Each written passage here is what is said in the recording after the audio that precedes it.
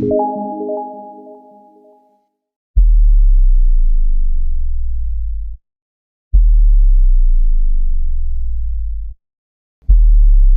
are now going to discuss propositional logic. What is propositional logic? It is a branch of logic. Now, logic is a very vast topic, a very vast subject. So, one particular very fundamental branch or the beginning branch of logic is propositional logic, which deals with propositions. So to understand propositional logic, first we will start with propositions. We will learn how to define propositions, what are propositions. Then we will learn how propositions combine together to form new propositions. And you will find out that the way propositions combine together to form new propositions is a kind of algebra that is very similar to what you do with real numbers, that real numbers combine together to form new real numbers. So to begin with, let us first try to understand what is a proposition. Now, in mathematics or even in daily life, we are communicating with each other, right? And sometimes we want to communicate some information about some object. Like I want to say that the sun rises from the east. So about the sun is the object. About the sun, I want to communicate this information to you that it rises from the east. This information about the object sun might be true or false. So as it happens, when we are communicating information about some objects, then that information might be true or false. So the sun rises from the east. This information that it rises from the east about the sun happens to be true. Suppose I say root 2 is a rational number. Root 2 is a rational number. The object is root 2. And about this object, the information that I want to communicate to you is that it is a rational number, which can be proven to be false because we know that root 2 is an irrational number. So the information about root 2 that I am passing to you or communicating with you is false. We say what I am communicating to you is false. Alright. So in daily life or in mathematics, we are communicating information about object or lots of objects. I might say in mathematics that 5 is greater than 3, and I will write maybe 5 is greater than 3. We have a symbolic language in mathematics which can be read as 5 is greater than 3. There are two objects here under consideration, 5 and 3, and about these two objects I am passing some information to you. I am asserting a fact that 5 is greater than 3. I am telling you a fact that 5 is greater than 3. Is this information about 5 and 3 true? Yes, it is. So what I am communicating to you about 5 and 3 happens to be true. If I say that 2 plus 3 is equal to 6. So the information I am passing to you is about three objects, 2, 3 and 6. And I am saying that when I add two of these objects, 2 and 3 together, I get the third object 6. This is the false information about these three objects. So in sentences, in mathematics or in daily life, like the sun rises from the east, these sentences are very special to us in propositional logic. These sentences are passing information about an object or a group of objects. Yes, they are passing information about an object, a single object, like root 2 is a rational number. So root 2 is a single object there, or a group of objects. Right? These sentences are passing information. That information can be either proven to be true or false. Yes, that's what these sentences are doing, and they are special. So in propositional logic, we call these kind of sentences which are capable of being true or false, which are either always true or false. The information they are passing is true or false. They are said to be propositions or mathematical statements. So what is a proposition? A proposition, which we also call as mathematical statement. What is a proposition? A proposition is a declarative sentence,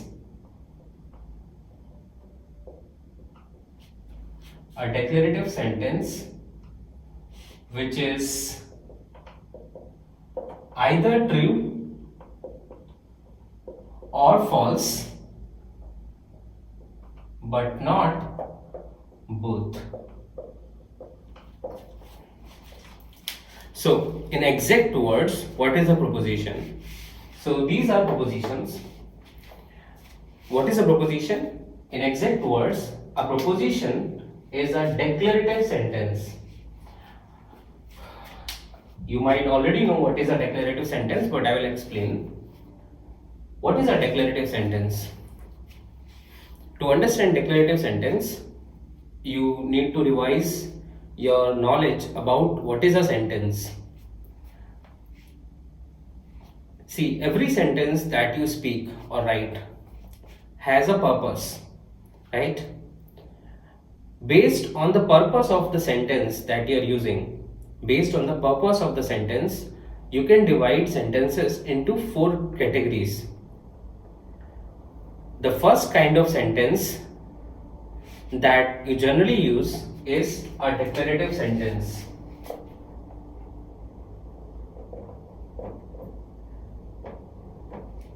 Second that you use is an interrogative sentence.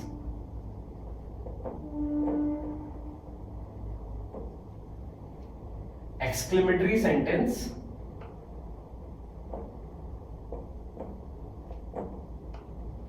and imperative sentence.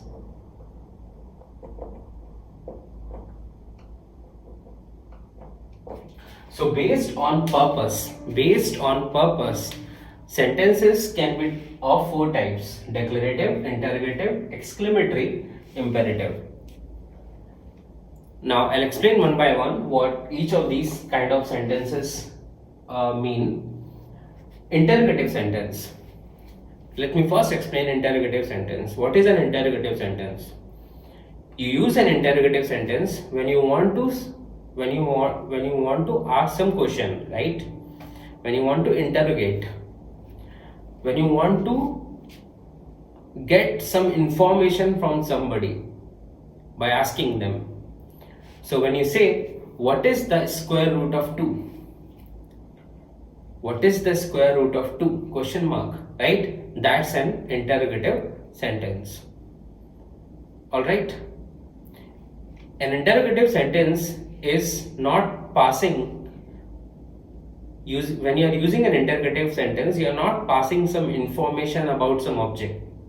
You are seeking some information about some object. Alright? Exclamatory sentence. What is an exclamatory sentence? You use an exclamatory sentence when you want to express some emotion, some strong emotion like surprise, or like sadness, happiness. You say, how beautiful the square root of 2 is. That's an exclamatory sentence. You end an exclamatory sentence with an exclamation sign. When you say alas, alas, you end up with exclamatory sign. When Brutus killed Caesar, Caesar said, "Et tu, Brute," with an exclamation sign. What's an imperative sentence? Imperative sentence you use when you want to instruct somebody. You do not in an imperative sentence you do not take the name of that somebody. You just instruct them. That kind of sentence, when you want to do that, you want to instruct somebody or advise somebody or request somebody, then you use an imperative sentence. For example, find the square root of 2. Find the square root of 2. So I am requesting you or maybe instructing you to find the square root of 2. Or take the square of both sides. Take the square of both sides. I am again instructing you to take the square of both sides of an equation. Right? So this is an imperative sentence. So these three kind of sentences, interrogative, exclamatory and imperative sentence, they are not passing information about some object or group of object. They are not passing information. They are not asserting some information. That's not what they are used for. We use declarative sentence for that. In a declarative sentence, or when do you use a declarative sentence? When you want to assert a fact about something, when you want to pass some information about some object, right? You say the sun rises from the east, that's a declarative sentence. So by this I think you should understand what these kind of sentences are and why we are saying that a proposition is a declarative sentence. Now, declarative sentence, not all declarative sentences, only those sentences which are either always true or false. Means whatever information a declarative sentence is passing about some object, that information is either true or false, but not both. We will have to look at some examples to clearly understand this last word, but not both. Is it possible that a declarative sentence, whatever information it is passing about the object, is both true and false? How is it possible? So look at some examples and then we will be able to understand. Okay, so take first example. Okay, these are also the examples of propositions. Alright, but let's start from something new. Okay. So when I say root 3 is an irrational number, root 3 is an irrational number. This is a declarative sentence, right? Root 3 is an object and this is the information about the object, right? And this information happens to be true about this object. Alright? Okay, so this is a proposition. It happens to be true. Okay, when I say that 2 plus 3 is equal to 6, this is also information about three objects, 2, 3 and 6, which happens to be false. So this is a declarative sentence which is false. So it is a proposition. Maybe look at this one. That x is an even number. X is an even number. X is an even number. Now, here we have something unusual. What is it? The object, this is a declarative sentence. Why? Because there is an object and about that object we are passing some information that x is an even number. Okay. But the problem is, I don't know that what x is. X is a variable here, right? Which can be any number, and I don't know what x is, and then we are claiming about this object that this object happens to be an even number, right? This is what we are doing. So how can I, so what we have here is we have an ambiguity. We have an ambiguity. We don't know what x is. So whatever information is being passed about x, we cannot claim it to be true or false.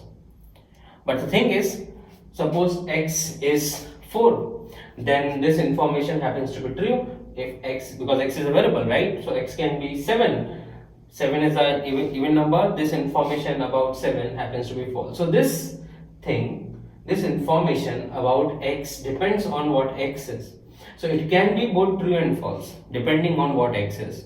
That's why, but as according to the definition of a proposition, it should not be both true and false. So it is not a proposition. This is a declarative sentence, but not a proposition, because it can be both true and false. Thing is that whatever information is being passed about the object should be always the same. Means it should be always true or always false. We say it is universally true, it should be universally true or universally false. Means it should not change with respect to time, place, right, or with respect to the values of variables like this. Alright, so this is the idea. There should be no ambiguity in deciding whether it is always true or always false. Here we have an ambiguity about the value of x. Alright, suppose I write that for all real values of x, x square is non-negative. Okay, for all real values of x, x square is non-negative. What is it? So about the object x, we are passing some information, right? This is a declarative sentence, no doubt about that, but it involves a variable. But the thing is, there is no ambiguity right now. We know that x is all real values, right? And when you take the square of all real values, then you will always get either positive value or 0. The square of 0 is 0, means non-negative values. Are you getting this? Non-negative values. X square is always non-negative. So whatever x is, now there is no ambiguity that whatever real value x takes, x square is non-negative. Yeah, it is always true, whatever x is. So this happens to be a proposition, and it is a true proposition. Is this point clear? Right? So I'm not saying whenever it contains a variable, then it becomes not a proposition. This contains variables, but in the context, when we look at the values of the variable for all real values of this variable x, then we find that this is always true. The information that is being passed about it is about x square is always true. That's the idea, right? Okay, look at more example. Okay, suppose I say there are 13 months in a year. There are 13 months in a year. Alright, so what is it? It's a the object here is main consideration, that in consideration the object that we are taking is year, any year, and we find that we know that year cannot have more than 12 months, so this has exactly 12 months, so this is false, right? So immediately we end up with what this information is false. Whatever year it is, this information about any year is false. Alright, no ambiguity there. Suppose I say that pi is ugly. I say pi is ugly. what is the problem here? The object is pi and the information about pi is that pi is ugly. Now this is a declarative sentence but not a proposition. The reason is that we don't know the definition of ugly. It's not clear here what is the meaning of the word ugly, right? So this is not a proposition because we can't decide whether should I give it the value true, should I call it this information about pi true, or should I call this information about pi false, because I don't know what is the meaning of this word ugly.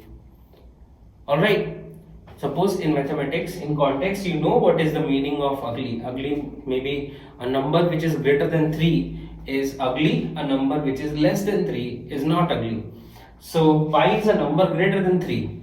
So pi is ugly. Yes, this is the true information about ugly, then it is a proposition.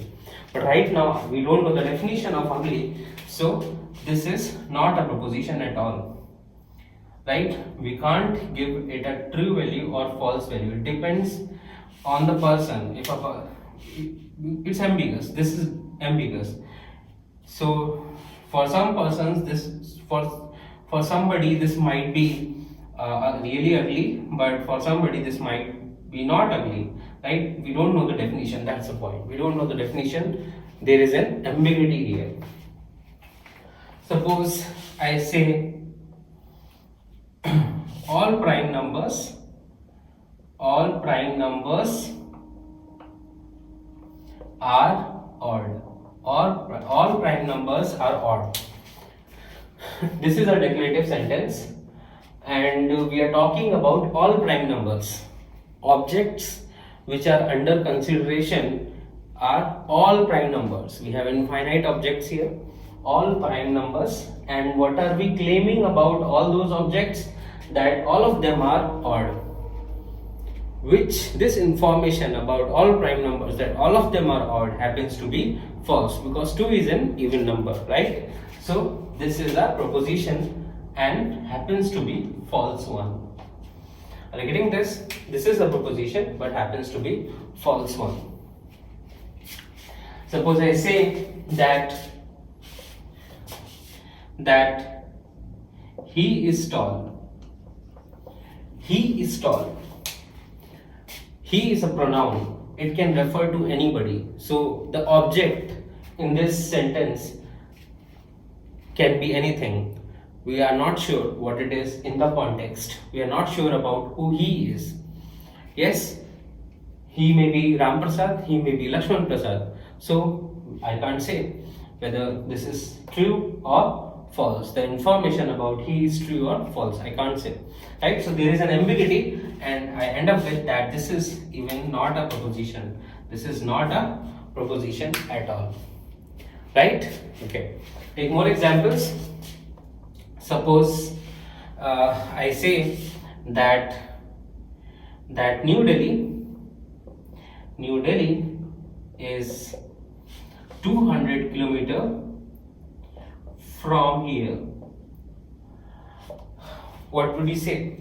This is a declarative sentence, but it is not a proposition.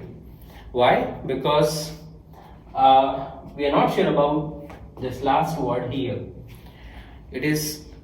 It may be for me it is 200 kilometers, but for you it may be more than 200, right? Or less than 200, or maybe you are in New Delhi itself, right? So depending on who is reading this sentence, the truthness of this information about New Delhi may be true or false, right? So we end up with that this is not even a proposition because we can't tell whether this is true or false. It may be both. It is both depending on who the person is, right? Who is reading it. Okay. Similar to this, suppose I say that today is Wednesday. What is the problem with this one? You can easily guess. You can easily tell that today is Wednesday has a problem that it depends on what day you are reading this sentence. If you are reading this sentence on Wednesday itself, it's a true one. But if you are reading it on Thursday, then it's a false one, right? So this is also not a proposition. So you have seen many examples now where you have some propositions which happens to be true. There are some propositions which happen to be false, and there are declarative sentences which are not propositions, because they are sometimes true, sometimes false. There is an ambiguity.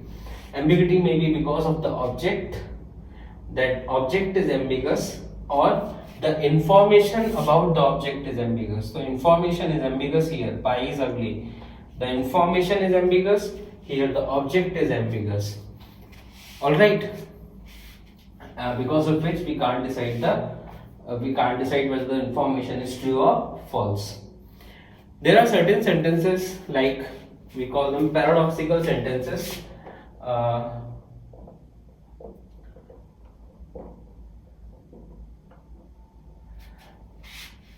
Sentences to which which are neither true nor false, means you cannot actually really decide there that whether they are true or false.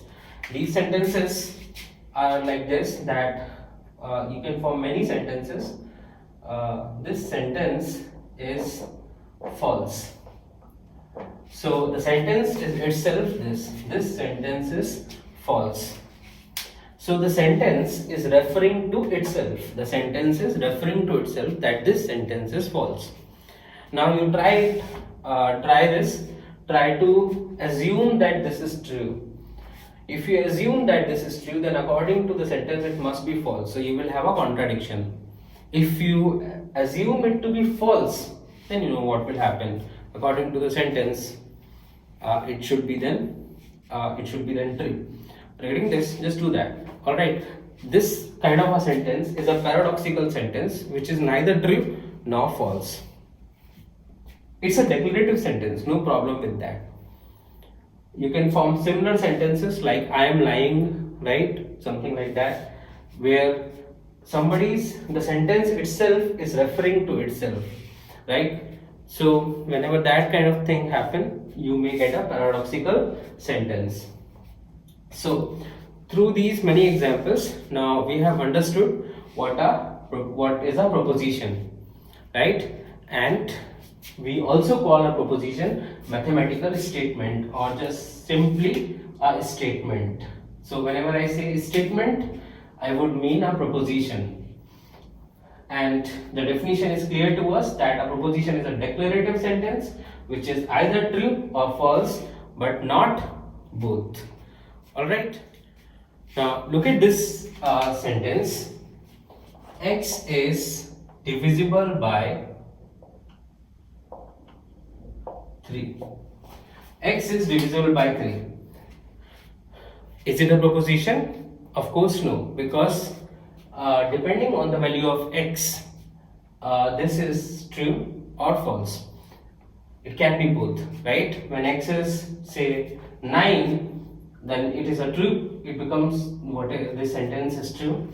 If x is 7, then this is false, right? So it is not a proposition, but we have a special name for this. It is not completely useless.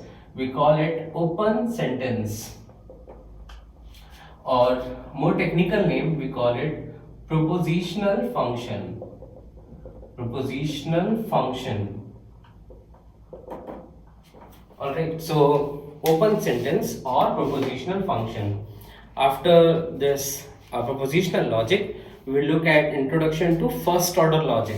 In first order logic, these are the building blocks. Like here we have propositions, there we have open sentences or propositional functions as the main object under consideration. We will be studying about them there.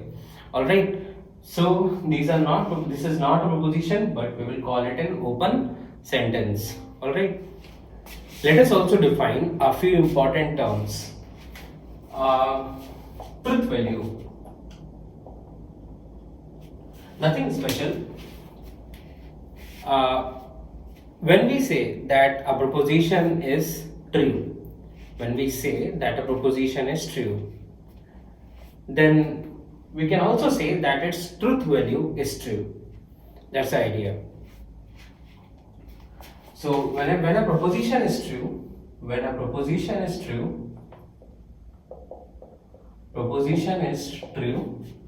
then we say its truth value is equal to true. Alright, or we use the symbol T, that its truth value is T, or sometimes we use 1, that the truth value is 1. Alright, why 1 we will explain later, right? But for now understand this, that when a proposition is true, then we say its truth value is true, or simply use T, or may use 1. Alright, when a proposition is false, on the other hand, when a proposition is false, then we say